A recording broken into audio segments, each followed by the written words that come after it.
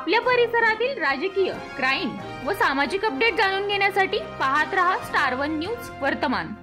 वाढदिवसाच्या खूप खूप शुभेच्छा। ऋग्वेद बाळा, या शुभदिनी तुला दीर्घायुष्य लाभो। यश, समृद्धी, प्रसिद्धी, सुख आणि समाधान तुझ्या सोबत कायम नांदो। शुभेच्छू समस्त नाईक नवरे परिवार।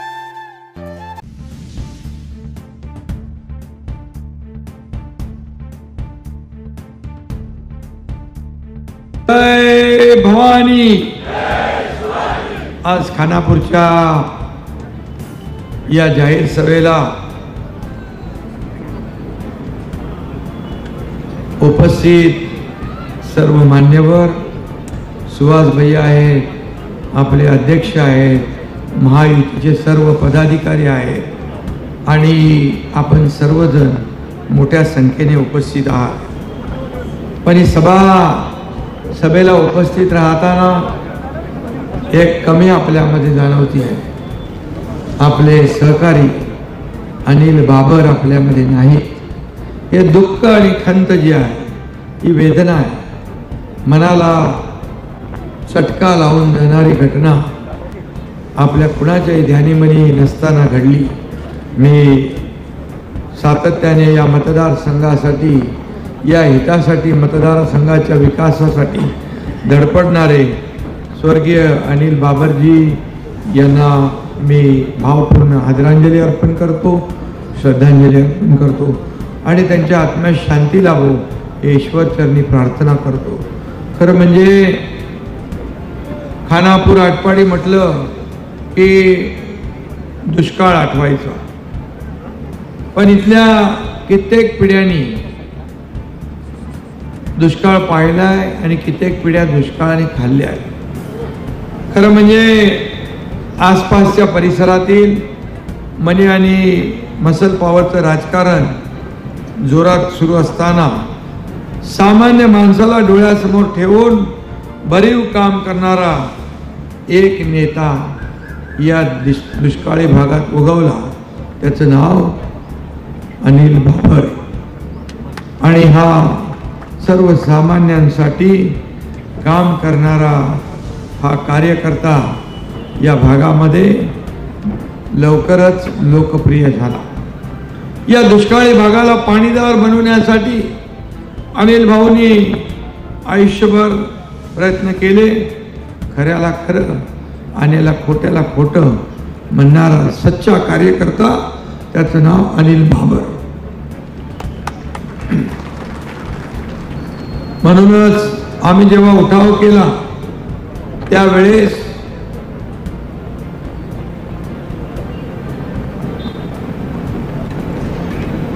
तेव्हा त्याने आम्हाला साथ दिली, खांद्याला खांदा लावून माझ्याबरोबर उभे राहिले आणि त्यांनी मला सांगितलं की या ठिकाणी टेंबू योजना झाली पाहिजे, पूर्णत्वास गेली पाहिजे आणि यासाठी त्यांनी सर्व राजकारण बाजूला ठेवलं, राजकारण विरहित काम केलं, सर्वांना सोबत घेऊन जाण्याची भूमिका त्यांनी ठेवली, श्रेयवादाची भूमिका बाजूला ठेवली आणि त्यांनी कामाला सुरुवात केली आणि 4 वेळा ते आमदार झाले। 4 वेळा सलग तुम्ही त्यांना आमदार म्हणून पाठवलं, त्यासाठी एक आदर्श आमदार तुम्ही निवडला, यासाठी तुमचं मनापासून मी अभिनंदन करतो, मनापासून आपल्याला धन्यवाद देतो। आता सुहास भैयांना आशीर्वाद हीच खरी अनिल भाऊंना श्रद्धांजली ठरेल आणि म्हणून माझी विनंती आहे, हा मतदारसंघ इथल्या समस्यांची चर्चा आणि इथली कामं ऐकतच सुहास बाबर मोठे झाले। त्यांना या मतदारसंघाच्या अडचणी माहीत आहेत, इथले प्रश्न त्यांना माहीत आहेत आणि त्याची उत्तरही त्यांना माहीत आहे आणि म्हणून अनिल भाऊंचा जनसेवेचा वारसा आता सुहास पुढे नेता आहे आणि त्यांच्यासोबत त्यांचे बंधू आहेत, त्यांचे मी काय म्हणू, किंग मेकर म्हणू, अध्यक्ष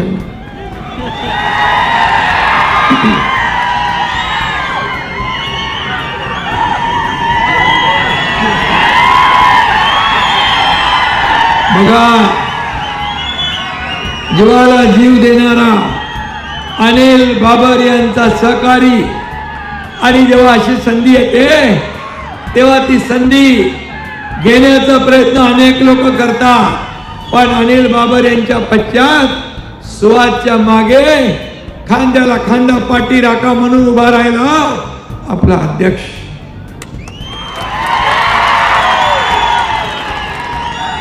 अध्यक्षांचं मी मनापासून अभिनंदन करतो. अशी माणसं दुर्मिळ असतात, अशी माणसं भेटत नाही, आणि म्हणून मी त्यांनाही मनापासून धन्यवाद देतो. खरं म्हणजे या मगाशी आपण सांगितलं, मी पाहिलं अनिल बाबर यांच्यावर प्रेम करणारा एवढा मोठा वर्ग आहे. फक्त इथं आटपाडी खानापूरमध्ये नाही, पूर्ण महाराष्ट्रामध्ये, पूर्ण देशभरात. मी गुजरातमध्ये गेलो, राजस्थानमध्ये गेलो, तिकडे हे आपले लोक बोले अनिल बाबरचे कार्यकर्ते. आणि एकदा मी जम्मू काश्मीरमध्ये गेलो, लाल चौकात गेलो, तिथं पूर्वी फटाके फुटायचे. फटाके म्हणजे बॉम्ब फुटायचे, बॉम्ब, गोळ्या निघायच्या फटाफट. 370 कलम हटवल्यामुळे आता तिकडे तिरंगा झेंडा फडकतो, तिथं गणपती साजरा होतो. तिथं अनिल बाबरांची माणसं मला मिळाली. कुठं? काश्मीरमध्ये, लाल चौकात. म्हणजे अनिल बाबर यांचा जिव्हाळा आणि नातं गोतावळा संपूर्ण देशभरामध्ये पसरला. असा लोकप्रिय माणूस तुम्ही निवडून दिला, हे तुमचं मोठेपण आहे. आणि तुम्ही नशीबवान आहात, एक साधा सच्चा, कमी बोलणारा, जास्त काम करणारा असा आमदार तुम्ही दिला. याबद्दल मी तुम्हाला मनापासून धन्यवाद देतो. आज किती कामं केली मला माहित नाही, किती निधी आणला मला माहित नाही, परंतु माझ्याकडे जेव्हा जेव्हा ते आले तेव्हा तेव्हा स्वतःचं वैयक्तिक काम कधी घेऊन नाही आले. मतदारसंघाचंच काम घेऊन आले. मतदारसंघात हे पाहिजे ते पाहिजे. तुम्हाला सांगतो, टेंबू योजना 6व्या टप्प्याला मंजुरी पाहिजे. नागपूरमध्ये अधिवेशन चालू होतं, आमची कॅबिनेट चालू होती, त्यांची तब्येत खराब होती, तरी सुद्धा ते बाहेर बसून राहिले. आणि जोपर्यंत टेंबूला मान्यता मिळत नाही तोपर्यंत तिथून हटले नाही. असा हा लोकप्रतिनिधी. आणि 8 महिन्यात 1350 कोटी रुपयाचा निधी त्यांनी मिळवून आणला. 1350 कोटी. त्याचबरोबर शहरासाठी 225 कोटी, त्याचबरोबर भुयारी गटारसाठी 228 कोटी. अशी किती कामं आहे.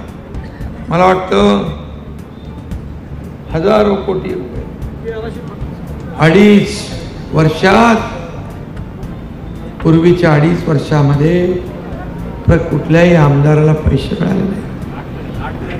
8 महिन्यात 1350 कोटी रुपये. आणि मला याचा अभिमान की मुख्यमंत्री म्हणून मला हे देता आलं. आज मी सांगतो, आज त्यांची धडपड पाहिली होती. ते जेव्हा गुवाहाटीला आम्ही होतो तेव्हा देखील सुहासच्या आईचा मृत्यू त्यानंतर इकडे आल्यावर झाला. आणि त्यावेळी देखील कोविडच्या नंतर, पण कोविडमध्ये त्यांच्याकडे लक्ष देता नाही आलं. आणि सुहासची आई आणि वडील दोघंही आपल्यामध्ये नाही. हे दुर्दैव आहे. हे खूप दुःखद घटना आहे. माझं बघा, हा प्रोग्राम आहे महाराष्ट्र. या महाराष्ट्रामध्ये अशा दुःखद घटना घडतात. त्यावेळेस निवडणुका अनेक बिनविरोध होतात. आम्ही अनेक निवडणुका बिनविरोध दिलेल्या आहे, परंतु आता तो काळ राहिला नाही. गेलेल्या माणसाच्या मागे तुम्ही टीका करता. ही तुमची माणुसकी. हे काय माणुसकी विकून टाकली आहे. माणुसकी नाही आहे समाजामध्ये. परंतु मी आपल्याला एवढंच सांगतो, मी जास्त बोलत नाही, मी आपल्याला एवढंच सांगतो, सुहास बाबर यांची जबाबदारी, त्यांच्या परिवाराची जबाबदारी या एकनाथ शिंदेची आहे, या एकनाथ शिंदेची आहे. MIDC पाहिजे, उद्योग मंत्र्यांनी जाहीर केलंय, कारखाने पाहिजे, मोठमोठे कारखाने देण्याची जबाबदारी या एकनाथ शिंदेची आहे. आणि सगळ्यांचं माझ्या लक्षात आलंय की आपल्या अध्यक्षांना पण राज्य स्तरावर काहीतरी जबाबदारी पाहिजे. अरे ज्यांनी कुठलाही स्वार्थ दाखवला नाही आणि बाबर परिवाराच्या मागे राहिला, त्या अध्यक्षाची जबाबदारी पण या एकनाथ शिंदेची आहे. आज माझ्या लाडक्या बहिणी इकडे आहेत, लाडक्या बहिणींच्या खात्यात किती लोकांच्या पैसे गेले, किती लोकांच्या खात्यात पैसे गेले लाडक्या बहिणींच्या. लाडक्या बहिणीला पण या सावत्र भावाने विरोध केला, या लाडक्या बहिणीला बदनाम केलं. लाडकी बहीण, खोटी योजना, फसवी योजना, कोर्टात गेले बंद करायला. कोर्टाने त्यांना एक चपराक दिली लावून, दुसऱ्या कोर्टात गेले. माझं तुम्हाला एवढंच म्हणणं आहे, माझ्या लाडक्या बहिणींना ज्यांनी या तुमच्या योजनेमध्ये खोडा घातलाय त्यांना योग्य वेळेला जोडा दाखवल्याशिवाय तुम्ही राहू नका. अरे 1,500 रुपये म्हणाले काय विकत घेताय, लाच घेताय, भीक देताय, काय वाटेल ते तोंडाला तुम्ही बोलताय. पण या माझ्या लाडक्या बहिणी, तुम्हाला एकच सांगतो, हा तुमचा लाडका भाऊ तुम्हाला 1,500वर ठेवणार नाही म्हणाला. तुम्ही जशी ताकद आशीर्वाद द्याल ही वाढत जाईल आणि माझ्या लाडक्या बहिणींना आम्हाला लखपती झालेलं बघायचंय, लखपती. आणि म्हणून आम्ही महायुतीचा 10 सूत्री कलमी हा कार्यक्रम जाहीर केला. पहिल्याच याच्यात लाडक्या बहिणींना 1,500वरून 2,100 रुपये करण्याचा आम्ही निर्णय घेतला.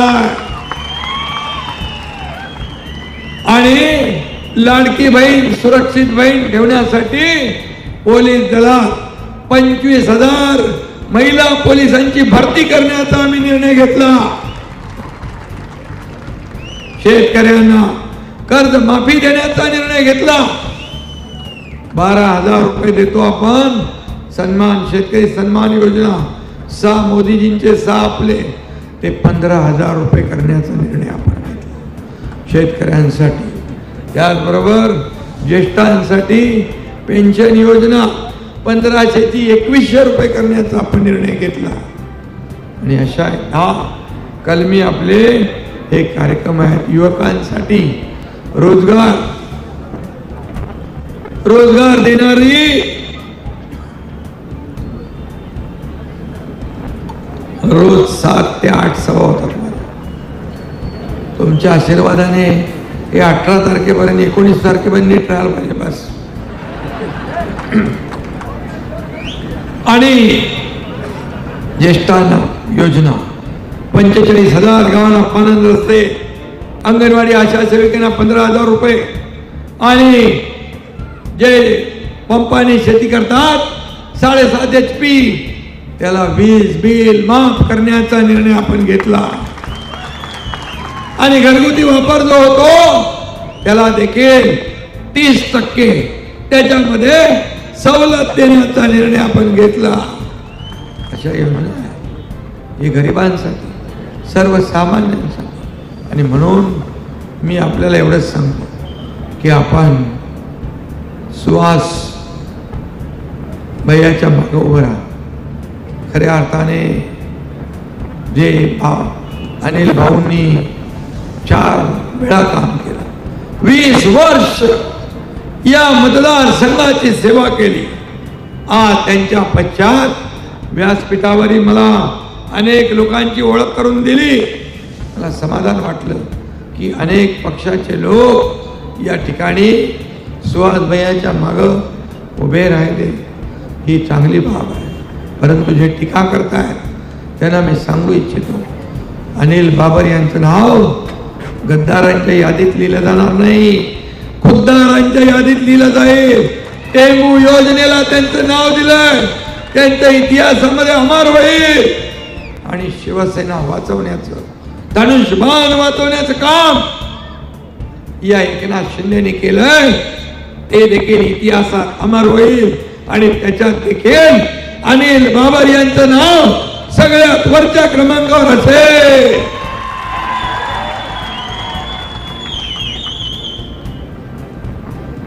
बेईमानी आणि विश्वासघात कोणी केला मी त्याच्यावर बोलत नाही, परंतु या जनतेच्या मनातलं सरकार यावं म्हणून सगळ्यांनी मॅन्डेट दिलं, मतदान केलं, परंतु चुकीचं सरकार स्थापन झालं. मला सांगा, जर 2.5 वर्षापूर्वी हे सरकार बदललं नसतं तर एवढ्या योजना आल्या असत्या, एवढी कामं झाली असती, एवढा फंड आला असता. एकेका मतदारसंघात आणि इकडं आमदार नसताना, आता मी शहाजी बापूच्या इथं गेलो होतो, मी त्यांना विचारलं तुमच्याकडे 2 वर्षात किती निधी आला? ते म्हणाले 5,500 कोटी. 5,500 कोटी ही रक्कम कमी नाहीये. याला द्यायला ध्यानात लागते, देणाऱ्याला मोठं मन लागतं आणि ते दाखवण्याचं काम आपण केलंय. आज या राज्यामध्ये एकीकडे विकास होतोय, एकीकडे उद्योग येत आहेत, एकीकडे कल्याणकारी योजना आज आपण करतोय. कधी तुम्ही पाहिलं होतं की लाडक्या बहिणींच्या खात्यात स्वतःच्या हक्काचे पैसे कधी येतील? आम्ही 5 हप्ते भरले, 5 हप्ते भरले. नोव्हेंबरचा पण हप्ता आम्ही, हे विरोधक आडवं मांजर घालू नये म्हणून नोव्हेंबरचा पण हप्ता आम्ही ऑक्टोबर मध्ये दिला. आम्ही देणारे आहोत, आम्ही घेणारे नाही. ही देना बँक आहे, लेना बँक नाही. पूर्वीच्या सरकारमध्ये हप्ते घेऊन जेलमध्ये जाणारे होते. आमचं सरकार माझ्या लाडक्या बहिणींच्या खात्यात हप्ते भरणार आहे आणि म्हणून 5 हप्ते आम्ही भरले. अनेक योजना केल्या, मुलींचं शिक्षण मोफत केलं. आज तुम्हाला सांगतो, संवेदनशील सरकार कसं असावं. एका मुलीने आत्महत्या केली. 1 वाजता रात्री टीव्हीवर मी बातमी बघितली. का आत्महत्या केली? ती इंजिनिअरिंग मध्ये शिकत होती. 50% सरकार भरत होतं, 50% पालकांना भरायचं होतं, पण 50% पण त्यांना भरायची ऐपत नव्हती. पालकाला बोजा नको, भार नको, म्हणून त्या मुलीने आत्महत्या केली. मी तात्काळ निर्णय घेतला. संबंधित मंत्री महोदयाला सांगितलं, चंद्रकांत पाटलांना सांगितलं, प्रस्ताव तयार करा आणि आता डॉक्टर, इंजिनियर, वकील, MBA, फायनान्स जे काही शिकायचं आहे त्याचा 100% खर्च सरकारने उचलण्याचा निर्णय घेतला. सांगा कुठे असा निर्णय कधी घेतला? शेतकऱ्यांना आज 12,000 रुपये, पीक विमा योजना 1 रुपया, युवकांना प्रशिक्षण भत्ता 6,000, 8,000, 10,000. कधी पाहिलं होतं? कधी पाहिलं नाही. पण मी म्हणतो हे सर्वसामान्यांचं सरकार. हा मुख्यमंत्री शेतकरी कुटुंबातून आलाय, सर्वसामान्य परिवारातून आलाय. गरिबी मी पाहिली आहे. सोन्याचा चमचा घेऊन जन्माला आलेल्या ना 1500ची किंमत नाही करणार, पण मी गरिबी पाहिली आहे. मी गरिबी पाहिली आहे.